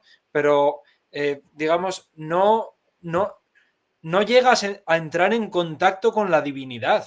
O sea, Dios nos quiere divinizar. Y eso, para mí, fue una de las razones claves de por qué me convertí al catolicismo. Porque en el catolicismo la encarnación está tan presente que veo que el Jesús que me presenta la Iglesia es un Jesús que, digamos, siendo Él el dueño de toda la gloria, no la quiere para sí, en su humildad, sino que nos permite participar de la economía de la salvación, haciéndonos a todos mediadores e intercesores los unos de los otros. Eso es algo que a mí me explota la cabeza y es algo que veo en la vida de los santos, ¿no? Que digo, yo, viniendo del mundo protestante, siempre es como, tengo que ser como Jesús, ¿no? Tengo que ser como Jesús. Pero en los santos veo ejemplos concretos de cómo puedo ser más como Jesús. Oye, este santo, qué humildad. Oye, este, qué inteligencia. Oye, este, qué caridad. Oye, este, qué inocencia, qué ingenuidad sana. Oye, este, qué misticismo. Este, qué penitencia. Y a mí eso lo que me convence de la Iglesia es verdaderamente que la considero un cuerpo literal. No es, digamos, un concepto o una cosa figurada, sino que yo me siento abrazado por los miembros de la Iglesia, por su cuerpo, y en particular también en la relación con la Iglesia triunfante, ¿no? Con la que ya está en el cielo. Y precisamente a eso quería ir, que es algo que mencionaste antes, que es qué papel ha jugado en tu vida espiritual la Virgen María. Eso es algo que a mí me interesa mucho. Pues mira, hubo una época en que, como John Henry Newman, yo no sé, John Henry Newman cuando se convierte, para que no lo sepan, lo saben todo el mundo, pero vamos, John Henry Newman era el teólogo anglicano por antonomasia del siglo XIX, el hombre que probablemente el mejor teólogo anglicano que ha existido. Y él se convierte, y ahora es San John Henry Newman dentro de la Iglesia Católica, y fue cardenal de la Iglesia Católica. Un hombre profundamente humilde. A todas las personas que les guste esto, el Apología Pro Vita Sua, que es el libro donde él cuenta su proceso de conversión, es una belleza, es maravilloso, porque además realmente abre su alma y te dice, mira, yo es que no quería escandalizar, entonces me oculté durante unos años. Yo ya había tomado la decisión de que iba a ser católico, pero para no escandalizar a mis, pues me oculté y luego apareció. Bueno, pues, pero dice San John Henry Newman que a él le costaba mucho la veneración que tenemos a la Virgen. Entonces, hay dos cosas que tengo que decir. A mí también. No era una cosa inmediata, ¿sabes? No. En mi catolicismo antiguo, si quieres, el previo a Israel, por supuesto tengo, bueno, si vienes aquí, no ves mi despacho, pero vamos, mi despacho está lleno de estampitas, porque tengo pues aquí, pues mira, esto, aquí está es un icono de la Virgen con el niño, y luego tengo la cruz, y tengo un montón, ¿sabes? Tengo aquí la Virgen de Guadalupe, en fin. Entonces, ¿por qué tenemos esto? Porque también tengo fotos de mi mujer y también tengo fotos de mis hijos. Lo digo para que los protestantes digan, pero eso es icono. No. Mire, del mismo modo que yo tengo la foto de mi mujer porque me recuerda a personas a las que quiero, pues tengo una foto de la Virgen porque me recuerda a una persona a la que quiero. Entonces, la primera cosa que tengo que decir es que yo no era, ¿sabes? Mi catolicismo no era muy mariano, ¿sabes? De hecho, yo no rezaba el rosario, ahora lo rezo el rosario todos los días, que es, digamos, la oración, sí, yo también lo tengo por aquí, la oración mariana por antonomasia, no era muy mariano. Entonces, eso por un lado. Pero en mi proceso que es conversión, no es conversión, mi proceso donde me acerqué al cristianismo, al catolicismo, pues tiene mucho que ver. De hecho, yo tengo la fortuna de en mi casa tener una capilla y está dedicada a la Virgen de Lourdes. Porque en Lourdes, ¿sabes? Como hay sitios que han definido uno, pues ya te digo, es Israel, Jerusalén, y Lourdes fue otro. Entonces, en aquella época que yo lo pasé muy mal, y donde, ya te digo, cambió mi vida en muchos aspectos y cómo me entendía a mí mismo y cuál era qué era importante en mi vida y qué no era importante en mi vida, pues yo me acuerdo que viajé a Lourdes. Y en Lourdes es un sitio muy especial para todos aquellos que no hayan ido a Lourdes, les aconsejo que vayan, y donde está presente la Virgen. Entonces, bueno, pues me puse en mano de ella y ella me cuidó. No tengo ninguna duda, Samuel, de que la Virgen me ha cuidado. De hecho, vale, bueno, tú me pides ayuda y yo te la doy. Lo único que tenemos que hacer es pedir ayuda. Es lo único que tenemos que hacer, con el corazón de verdad. Es decir, a todas aquellas personas que estén pasándolo mal, pidan ayuda. Pidan ayuda. Si Jesucristo lo que nos dice es pedid y se os dará, buscad y hallaréis. Pero no nos dice, si no pedís se os dará. Se nos ha olvidado. Dice pedir y se os dará. Pues pedir, pero pedir. Y yo le digo a la gente, pedir todo. Pedir por el examen de mañana y pedir por el mayor problema que tengáis, por el cáncer que le ha salido a tu pareja. Pedir y se os dará. Y de una forma u otra se acaba dando. Es increíble. La gente no se da cuenta de la cantidad. Dice, yo que viví también en París, en la medalla milagrosa que está en Rue de Bac, en París, se aparece la Virgen. Y es una de las apariciones de la Virgen que aparece en la medalla milagrosa. Yo la llevo también siempre. Yo también. Bueno, pues le aconsejo también a todo el mundo que la lleve, porque es milagrosa, es verdad. Entonces, la medalla aparece la Virgen con unos rayos saliendo de... Entonces, ella le cuenta a la monjita, que como es santa, dice, mira, estos son los rayos que son las gracias que estoy otorgando a aquellas personas que me lo piden. Pero una de las cosas que dice también es, y hay muchas gracias que no otorgo porque no se me piden. Entonces, pedir, acercaros a la Virgen. ¿Por qué? Y el otro día dije esto en algún sitio y luego se me echaron encima los protestantes, pero fijaos en algunos protestantes, y lo digo con todo el cariño del mundo, simplemente lo vemos de forma distinta, pero el primer milagro de nuestro Señor, que es las bodas de Caná, ¿qué es lo que pasa? Jesucristo están en las bodas, se les acaba el vino.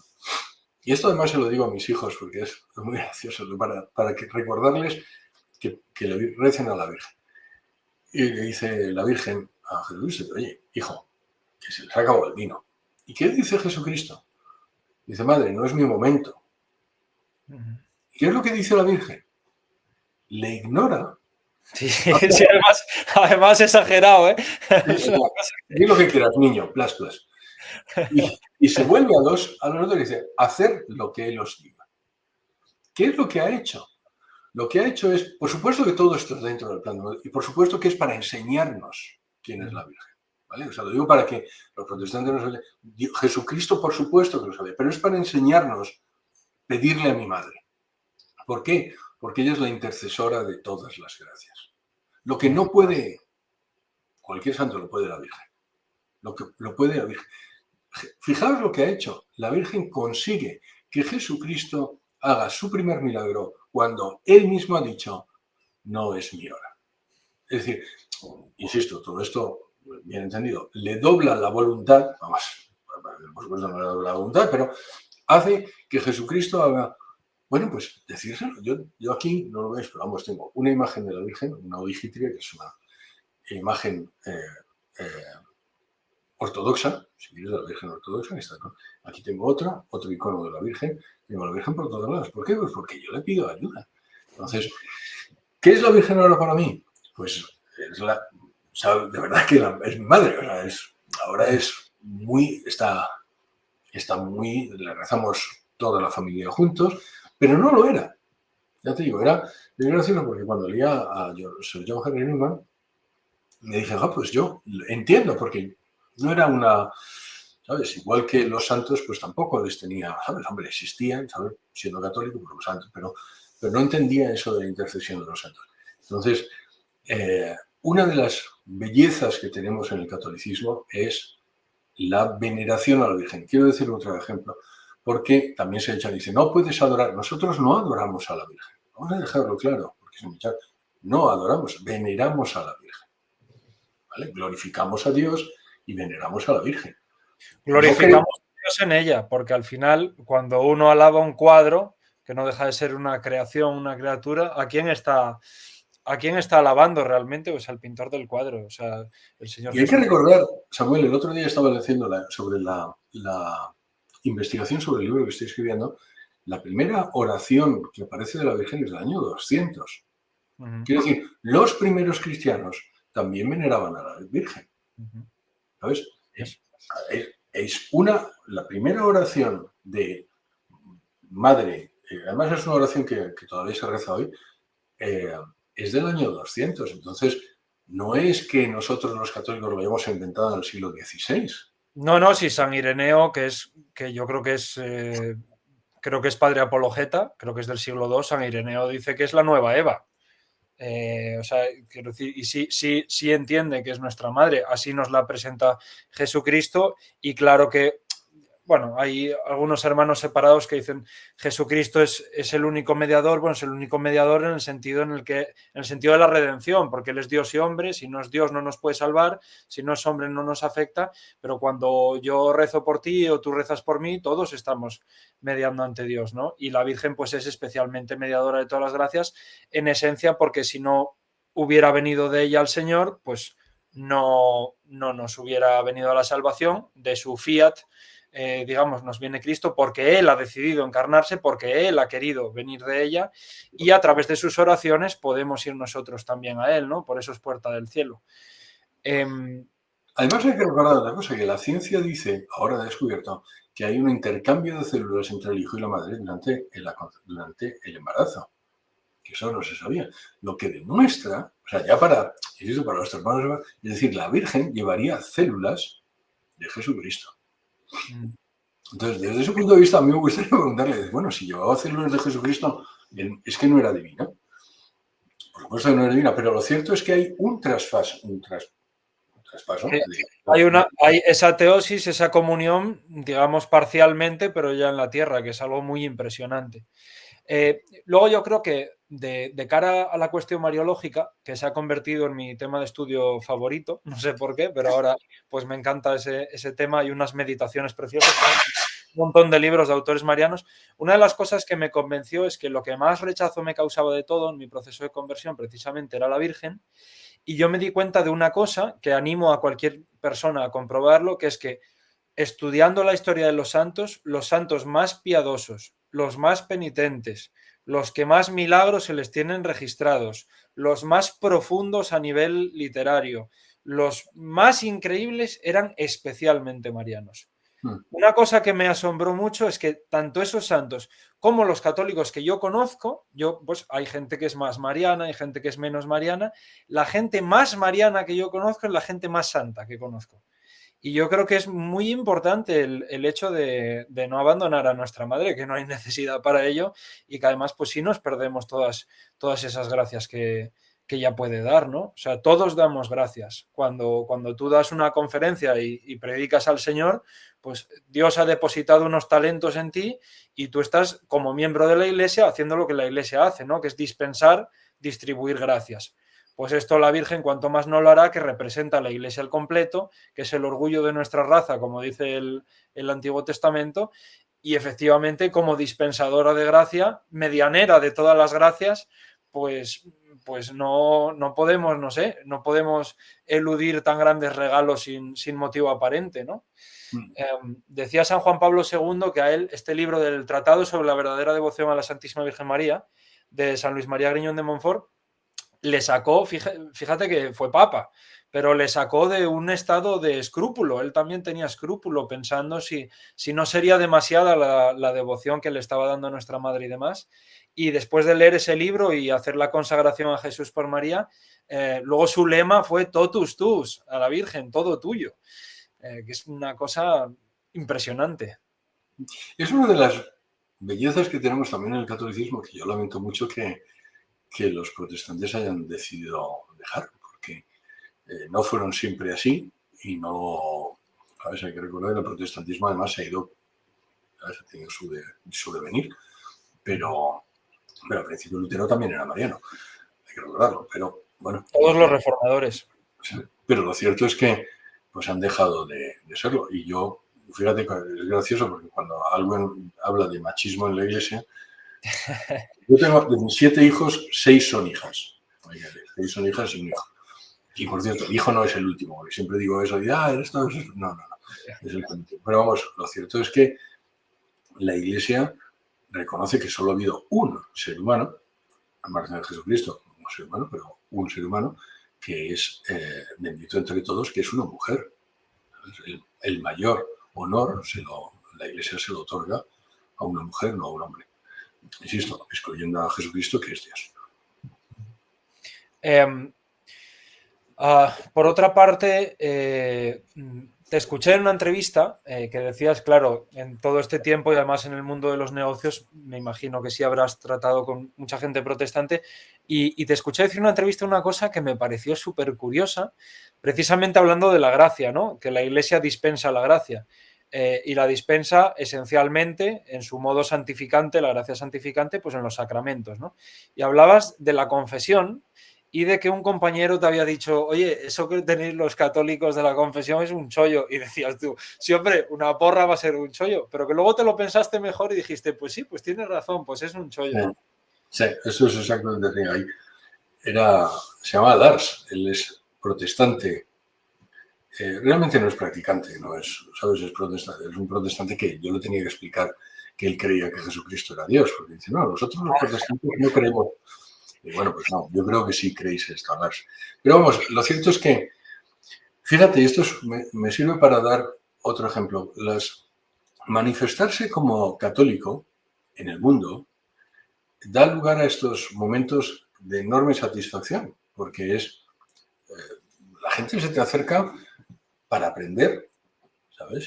¿Por qué? Pues porque todos tenemos una ansia de Dios y todos tenemos una necesidad. Entonces, nos da un poco de miedo porque, bueno, ¿qué dirán? Pero lo cierto es que si lo haces con naturalidad, ¿sabes? Porque forma parte de ti, como es natural para mí llevar la corbata, vamos, no, es menos natural, vaya, pero como es natural para mí, pues lo que sea, mover las manos. Entonces la gente, pues, y lo hacen además sin problemas. Es decir,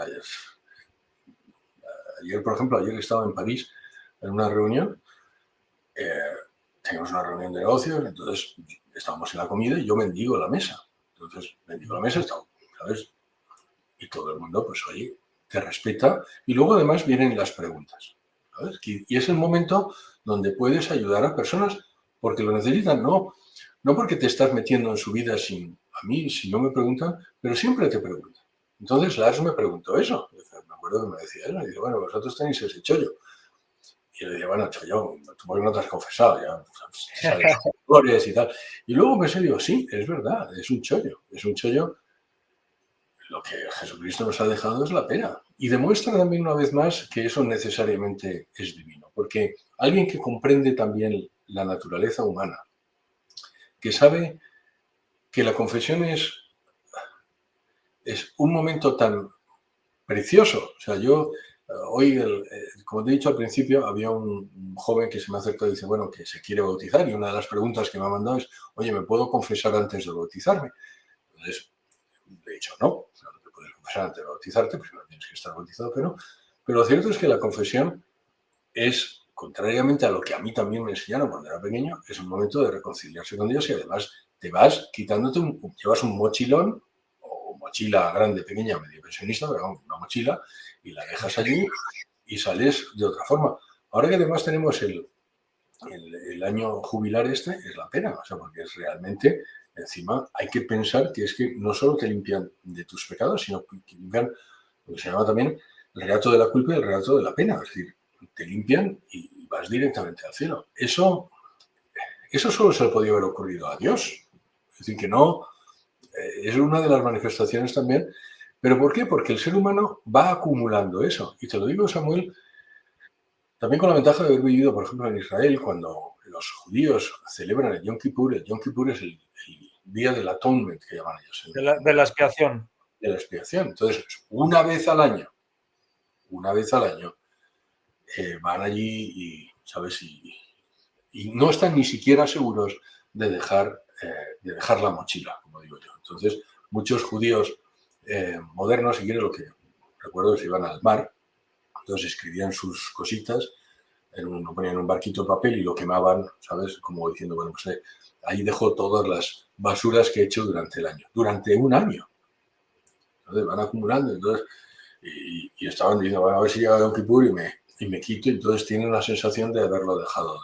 Nosotros tenemos ese don, ¿sabes?, que nos ha dejado Jesucristo, porque Jesucristo, que conoce la naturaleza humana, dice, vosotros, por lo menos yo, no sé tú, pero yo necesito reconciliarme con mi Creador, ¿sabes? Necesito decir, bueno, pues gracias, Dios mío, una vez más, estoy empezando limpio, y sé que además la voy a fastidiar, o sea, quiero decir que no. Esta es otra de las cosas que pasa, es decir, para la gente que no se confiesa con frecuencia, luego dice, bueno, pues es que siempre me confieso lo mismo. Digo, ya, y yo. Y bendito sea Dios, porque si todos cayéramos de todo lo que existe, pues menuda... Exacto. Pero luego además hay guías para confesión, perdido que Griñón de Montfort tiene una y conviene mirarlas. Entonces, sí, tenemos insisto, una de las cosas que decía Chesterton, que te das cuenta que hay 10.000 razones por las que soy católico, pero se puede definir al final porque la Iglesia Católica es la verdadera. Pero esta es una. Esto es lo que demuestra que el catolicismo es verdadero, porque concuerda perfectamente con la naturaleza humana.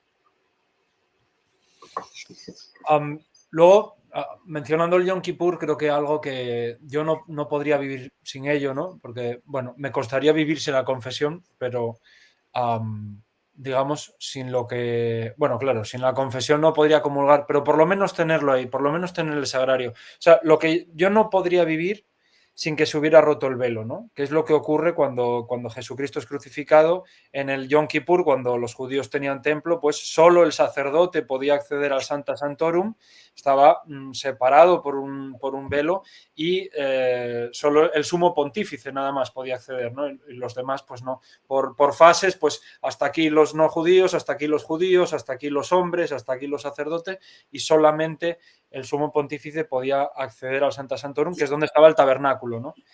Pero que para nosotros Cristo se haya quedado realmente presente en el tabernáculo, en el sagrario, y que en cualquier momento podamos ir a hacerle una visita, ya no estoy hablando ni siquiera de recibir la comunión, ¿no? Que es el acto más excelso de la vida de cualquier persona, yo creo.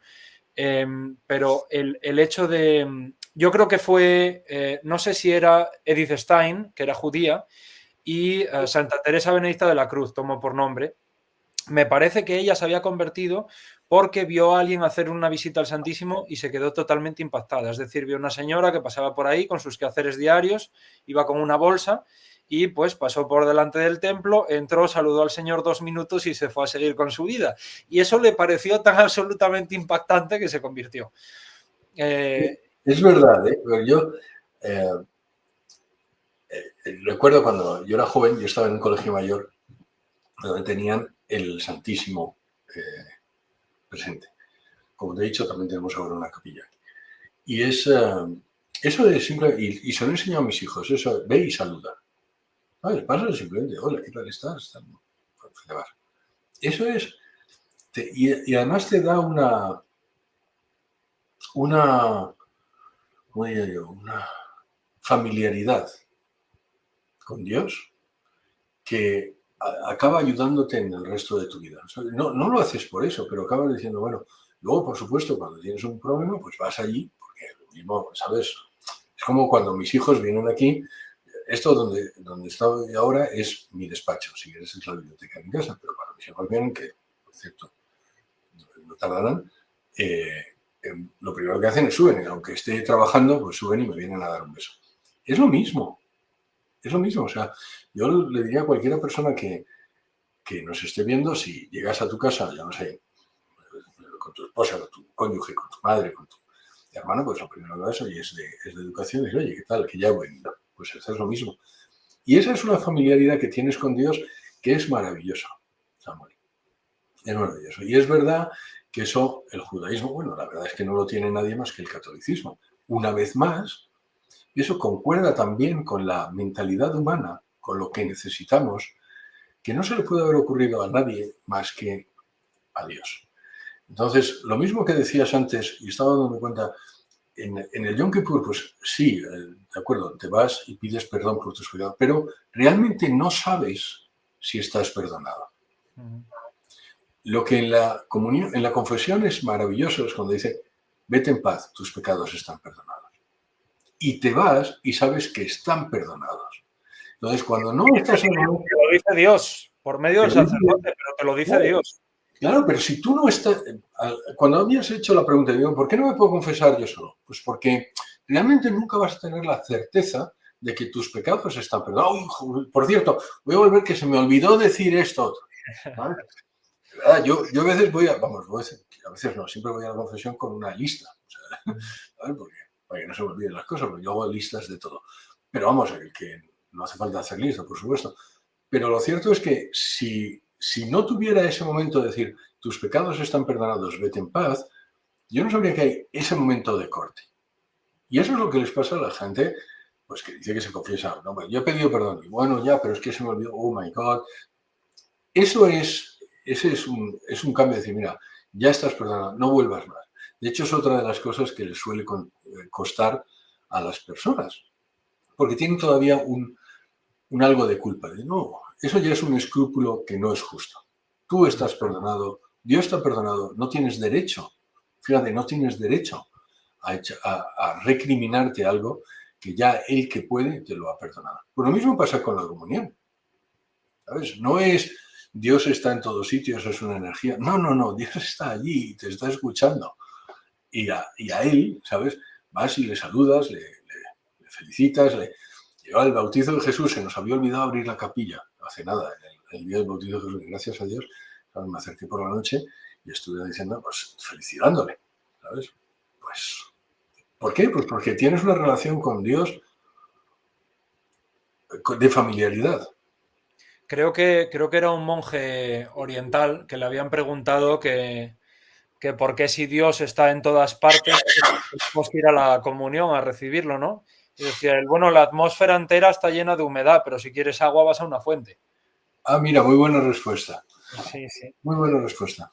No te voy a quitar mucho más tiempo, pero sí me gustaría que me contaras, si tienes ahora en mente, un testimonio de conversión de alguna persona que conozcas que te haya impactado. Tengo muchos, pero me haces preguntas así. Hay uno... Mira, como sabes, yo soy el presidente de WTN, que es la cadena de televisión católica, que por cierto voy a aprovechar tu canal para decir, por favor, si no son ustedes donantes de WTN, séanlo. En este año, pondré el enlace. Muchas gracias. En el año 2025 queremos salir 24/7, o en este momento WTN se ve en toda España y se puede ver a través de todas las plataformas, pero la mitad de la programación hispanoamericana y la mitad de la programación es española. Entonces, este año queremos pasar a toda la programación española y eso cuesta dinero y WTN no tiene publicidad y solo funciona con donativos. Bien. Pues, ¿cómo se fundó WTN? Que lo he contado también en algún sitio, también es completamente providencial. Es personas que nos habíamos encontrado en una ocasión en Medjugorje. Después, cuando yo estaba en Francia, como te he dicho, yo tengo mucha devoción a la Virgen de Lourdes. Entonces iba a ir a Lourdes, un amigo me dijo, pues me gustaría ir. Digo, bueno, pues vente a París y bajamos. Yo bajaba desde el coche con coche de París a Lourdes y mandaba a mi mujer con los niños en avión y yo me bajaba con las maletas. Y este hombre Santiago iba a venir conmigo. Santiago avisa a otra chica, que es compañera suya, que se llama Sofía, y Sofía avisa a otro que se llama Antonio, y al final nos encontramos los 4, que prácticamente no nos conocíamos poquito, en Lourdes. Y entonces hicimos una peregrinación desde Lourdes hasta Madrid, que lo que iba a ser estar en Lourdes un par de días y luego bajar a Madrid se convirtió, vamos a Torrecidad, después de Torrecidad vamos a Barbastro, después vamos a Zaragoza y después vamos a Madrid. Y fue un viaje maravilloso. De esto que te das cuenta que está Jesús, ¿sabes? Dios, diciendo, os he puesto juntos, vosotros no sabéis por qué, pero yo tengo un plan. Y nosotros sabíamos que tenía un plan y no sabíamos cuál. Entonces en Zaragoza estuvimos hablando de eso y tal, y tomamos la decisión de que íbamos a montar un colegio. Y al final lo que pasó es que 2 semanas después hay un sacerdote, que es uno de los que me ha casado, que él había fundado WTN en Ucrania y me habla de WTN, yo no conocía lo que es WTN, me dice, está fundada por una monja de clausura. La Madre Angélica, ¿no? Madre Angélica, con 60 años, que está en silla de ruedas y en un monasterio en Alabama, de todos los sitios posibles, donde no hay más que el 0.5% de católicos. El sitio más anticatólico del mundo probablemente es Alabama. Y allí funda esto y ahora lo ve 400 millones de hogares todos los días. Bueno, ¿y eso por qué no está en España? Y me dice, porque gente como tú no la ha traído. Literal. Desde esa peregrinación, fíjate, surgió WTN. ¿Por qué te estoy contando esto? Porque en esa peregrinación había 2 personas que se habían convertido en Medjugorje y se habían convertido por la Virgen en Medjugorje. Entonces una de ellas es Sofía, que es muy amiga, vamos, de hecho está todavía en WTN, ya lleva la programación, es médico, y cuenta ella su historia de conversión, que sí es prácticamente tumbativa, ¿vale? Porque ella era católica, se había bautizado, pero ni practicaba ni mucho menos, y además tenía un follón personal y no sé qué, entonces fue a Medjugorje, entonces rezando el rosario. La gente que ha ido a Medjugorje sabe que subes el monte, y entonces va rezando el rosario, entonces el amigo le pasa el rosario y dice, ahora rezas tú el 3er misterio. Y entonces se puso a llorar como una magdalena. ¿Sabes? Que es lo que llamamos nosotros don de lágrimas. Y se convirtió. Se convirtió, es decir, tengo que cambiar mi vida,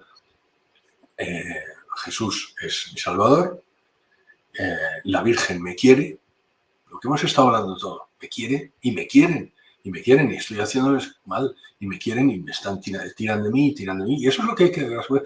Jesús es que no te deja, o sea, no te deja, y la Virgen no te deja, te tira de ti, no importa lo mucho que hayas hecho mal, es que no importa, eso es lo que quiero a todos, no importa, no le importa un bledo, nada de eso es nada en comparación con la redención de Jesucristo. Dios, aquel creador, se hizo hombre y murió. ¿Qué significa esto? Que alguien como tú y como yo es Dios. Y se hizo como tú y como yo. ¿Por qué? Porque hay una cosa que se llama la redención vicaria. ¿Qué significa la redención vicaria? Que tú puedes sufrir por mí. Por eso, como tú has dicho antes, tú puedes rezar por mí. Yo le pido a todo el mundo que nos vea, que rece por favor por mí y por WTN, que falta me hace. Y falta nos hace. Bueno, pues puede, y ese rezo llega a Dios, es decir, tú puedes ayudarme a mí a ser santo. Y yo, ¿por qué? Porque estamos unidos, toda la raza humana, de alguna forma muy especial. Jesucristo se hace hombre para tener esa unión con nosotros. Y siendo Dios, muere. Una sola gota de sangre de Dios hubiera redimido a toda la humanidad todas las veces necesarias. Entonces, cualquier pecado no es nada. Cualquier mal que hayas hecho, haber matado, o sea, Dios no lo permite, pero si hubieras matado, si hubieras sido un genocida, no es nada. Siempre te puede redimir. Bueno, pues eso es lo que le pasó a Sofía. Bueno, por supuesto, no era ni genocida ni nada por el estilo, pero lo cierto es que dijo, Dios me quiere, la Virgen me quiere y me quiere. Entonces deja de machacarte porque aquel que puede te quiere. Y si Dios te quiere, esto es otra de las cosas, si Dios te quiere, eres digno de ser querido por cualquiera, incluyendo por ti mismo. Entonces, si tú tienes... Eso es y eso lo he visto, yo he visto en el caso de Sofía, porque trabajamos juntos, es una mujer que es con mucha fe, y Antonio, que también se convirtió en Medjugorje, es un hombre con mucha fe y ahora se dedica a llevar a gente a Medjugorje. Entonces sí he visto gente que es mucho mejor que yo y que además se ha convertido tumbativamente, ¿sabes? Ahora tengo un amigo nuevo, si quieres nuevo, relativamente nuevo, que se llama Joaquín, porque lo conozco desde hace 1 año y medio, algo así, que se ha acercado también por el WTN, que él era un matacuras, un comecuras de estos, ¿sabes? La Iglesia Católica habría que linchar a todos los curas, a todas las monjas y este tipo de cosas, y de un día para otro, con una visión del Santísimo, es decir, entrando en una iglesia, y es un tipo normal. O sea, cuando digo esto, la gente puede pensar que ser un friki. No, un empresario normal, era un tipo exitoso en su trabajo, con los problemas que puedes tener tú, puedo tener yo, un tipo, a ver, no, que no va moviendo la cabeza rara por el camino. Un tipo que vive en el mundo y ahora es católico de misa diaria. Entonces, sí, Jesucristo existe, y una de las cosas que nos cuesta muchas veces a los católicos darnos cuenta es que Jesucristo existe y Él actúa. O sea, porque nosotros a veces ni nos lo creemos. A ver, esto no puede ser. No, sí es verdad, esto es así.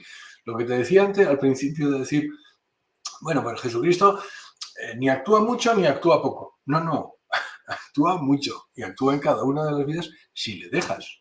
Y si le dejas a la Virgen, pues no. Ya te digo, el mejor consejo que puedo dejar a la gente es, por favor, pedir a la Virgen, poneros en manos de la Virgen, poneros en manos de Jesucristo, o Jesucristo a través de la Virgen. Es absolutamente clave esto de dejarnos querer, ¿no? O sea, volvemos, en este final de entrevista estamos exactamente igual que al principio, hablando de identidad, ¿no?